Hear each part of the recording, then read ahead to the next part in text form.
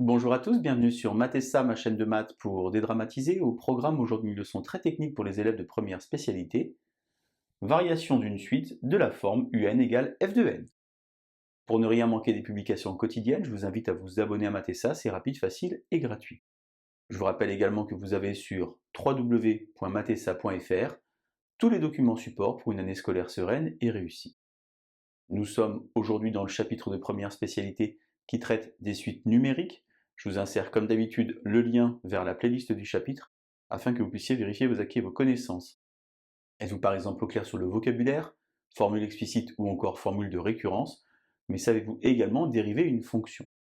On a donc pour commencer ici aujourd'hui la donnée d'une suite un qui est donc définie par une formule explicite, soit f une fonction définie sur 0 plus l'infini par un égale f de n. On exprime un en fonction du rang.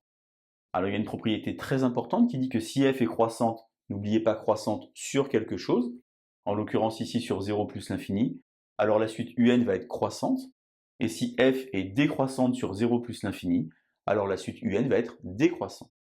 J'ai donc préparé pour vos tableaux 3 exercices, et bien comme d'habitude, si vous vous sentez suffisamment à l'aise, je vous propose de mettre la vidéo en pause, tenter de résoudre ces 3 exercices préparés pour vous, et on se retrouve évidemment juste après pour la correction. Allez, un brouillon, un crayon, et c'est parti!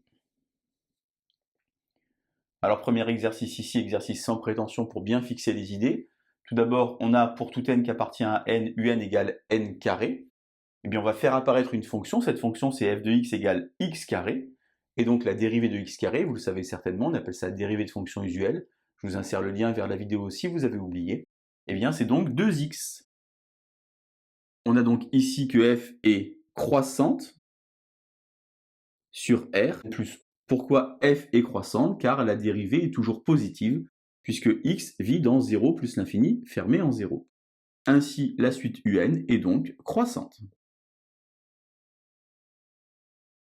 Je vous insère ici une petite incrustation avec la représentation graphique des premiers termes de la suite un, et on se rend compte évidemment qu'on a une allure qui pourrait ressembler, si on avait quelque chose de continu, ce qui n'est pas le cas ici, à une parabole. Ici, pour tout n qui appartient à n étoiles, on a donc un qui vaut 1 sur n. La fonction à exhiber, c'est donc évidemment la fonction 1 sur x, qui est donc la fonction inverse. Vous savez, en tout cas, j'espère, dériver la fonction inverse. C'est donc moins 1 sur x au carré. Ça veut donc dire ici que pour tout x qui appartient à 0 plus l'infini ouvert, la dérivée ici est donc négative. Si f' de x est négatif sur 0 plus l'infini, c'est donc que f est donc décroissante sur 0 plus l'infini, et donc que la suite un proposée est donc également décroissante. Je vous insère également la représentation graphique avec les premiers termes ici de la suite un, et vous vous rendez compte évidemment qu'on a quelque chose qui descend, qui va se rapprocher de 0. On a ici une notion de limite qu'on verra évidemment à la fin du chapitre. Exercice 2 maintenant, on a un égale n carré moins 100n. Donc il faut étudier les variations de un, donc évidemment on va exhiber une fonction. Cette fonction c'est donc x carré moins 100x. En dérivant, ça va donc nous faire 2x moins 100. 2x moins 100 qui est donc ici une fonction affine, et qui va avoir le signe qui va changer à partir de 50. Signe de A à droite du 0. J'ai donc ici que f est décroissante sur 0,50, et que f est croissante sur 50 plus l'infini. Et donc on a un mot très important qui va intervenir ici. La suite un n'est alors pas monotone. Ça veut dire qu'on a ici au départ f qui va être d'abord décroissante, puis croissante. Par contre, ce qu'on peut dire, c'est que un est croissante à partir de n égale 50. De la même manière, je vous insère sur le haut de l'image ici une petite incrustation où j'ai construit les 100 premiers termes de ma suite, et vous vous rendez compte évidemment qu'à partir de 50, on va avoir quelque chose qui va monter. Exercice 3 enfin, un égale moins 5 sur 2n plus 11. Il faut étudier les variations de un. Alors on va exhiber de nouveau ici une fonction.